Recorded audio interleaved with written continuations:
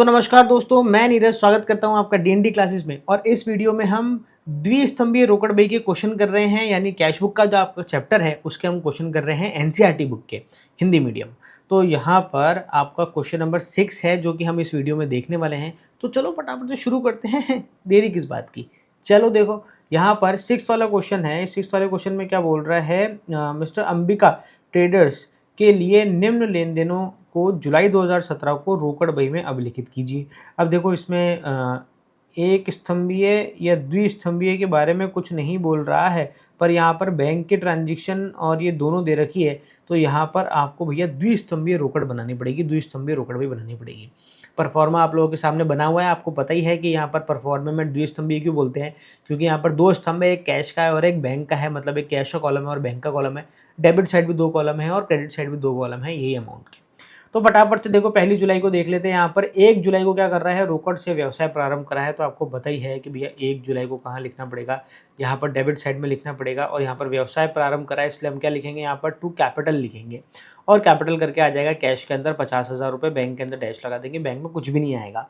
इसके बाद में देखो 3 तारीख को देख लेते हैं। 3 तारीख को इसने आईसीआईसीआई बैंक में खाता खोला, मतलब नया इसने अकाउंट खोला है और खोल के क्या करा दिया, उसको बैंक में उस पैसे जमा करा दिए यहाँ पर 30,000 रुपये।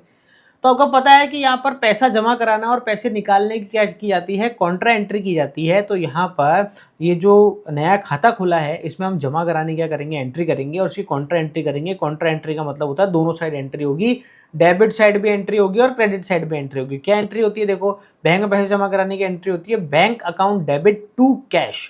तो हम यहाँ पर क्या करेंगे, टू कैश लिख देंगे और यहाँ पर क्या लिख देंगे, बाय बैंक लिख देंगे।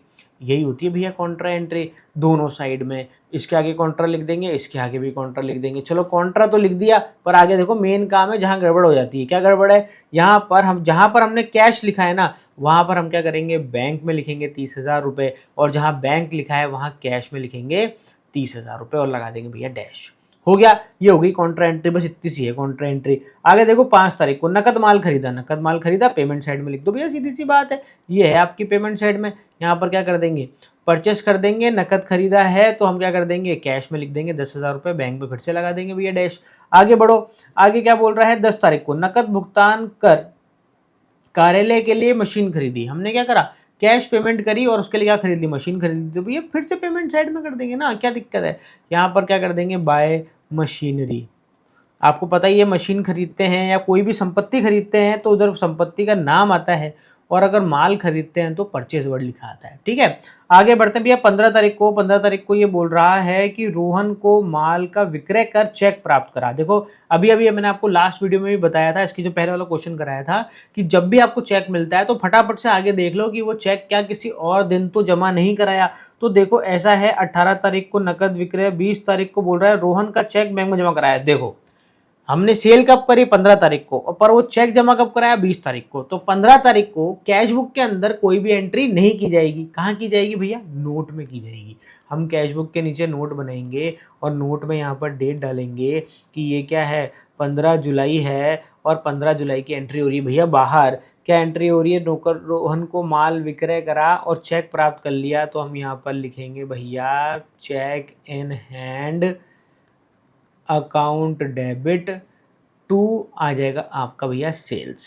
कितनी अमाउंट का है, रोहन का ये चेक 7,000 रुपये का अमाउंट है, 7,000 रुपये यहाँ पर लिख देंगे। तो 15 जुलाई वाली एंट्री क्या होगी, बाहर होगी।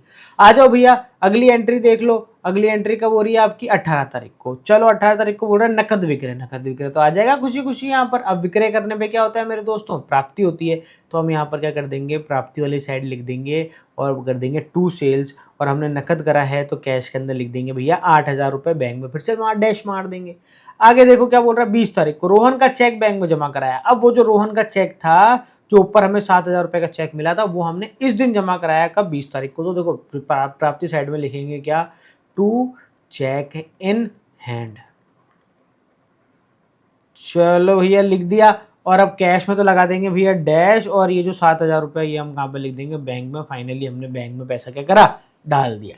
आगे देखो भैया 22 तारीख को चेक द्वारा ढुलाई का भुगतान किया।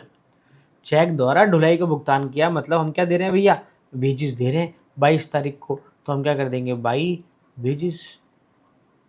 चेक द्वारा करा है तो कैश में लगा देंगे डैश और बैंक में लिख देंगे भैया कितना है 500 रुपये है, बस आ जाएगा भैया 500 रुपये आ जाएगा।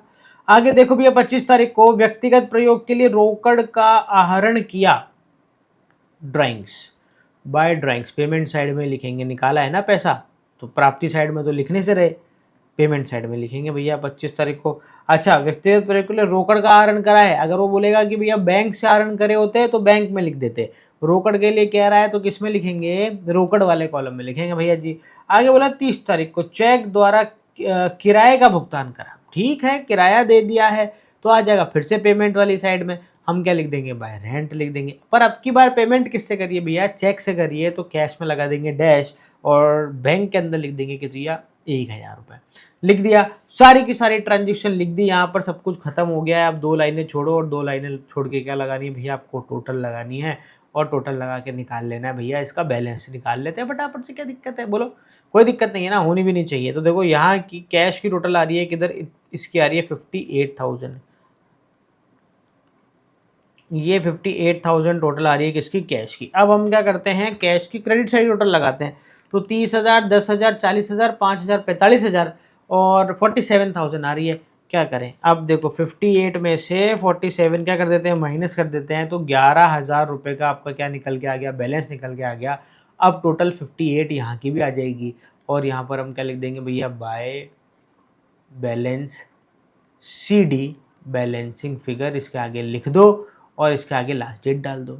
अब बैंक का भी ऐसे निकाल लेते हैं तो बैंक का देखो 37 आ रही है टोटल किसकी, डेबिट साइड की, इधर भी कितना लिख देते हैं 37 लिख देते हैं और ऊपर की संख्या क्या कर देते हैं, माइनस कर देते हैं। तो 37,000 में से हम क्या कर देते हैं, माइनस कर देते हैं 1,500 रुपये, तो ये हो जा रहे हैं आपके 35,500 रुपये। ये 35,500 क्या हो गया, बैंक के हो गए। आंसर आ गया क्या, बिल्कुल आ गया साहब, लो आंसर मैच कर गया आपका। अब मेरे दोस्तों यहाँ पर जो आपका 6th वाला क्वेश्चन है वो भी यहाँ पर क्या हो गया है, कंप्लीट हो गया है। मेरे दोस्तों जो द्विस्तंभीय रोकड़ बही है ना, वो आप लोगों के लिए बहुत ज़रूरी है, बहुत इंपॉर्टेंट है, आपको ये करनी है एग्जाम में। द्विस्तंभीय रोकड़ बही से क्वेश्चन आने की संभावनाएं बहुत ज़्यादा रहती है। तो ठीक है मेरे दोस्तों, यहाँ पर हमने क्या कर लिया, ये क्वेश्चन भी सॉल्व कर लिया है। अब आपको क्या करना है, इसकी घर पे प्रैक्टिस करनी है अपने दूसरे क्वेश्चनों पे। ठीक है मेरे दोस्तों, यहाँ पर अब हम जो सीरीज चला रहे हैं जिसमें हम पूरे के पूरे क्या करेंगे, क्वेश्चंस आपको सॉल्व करके दिखाएंगे।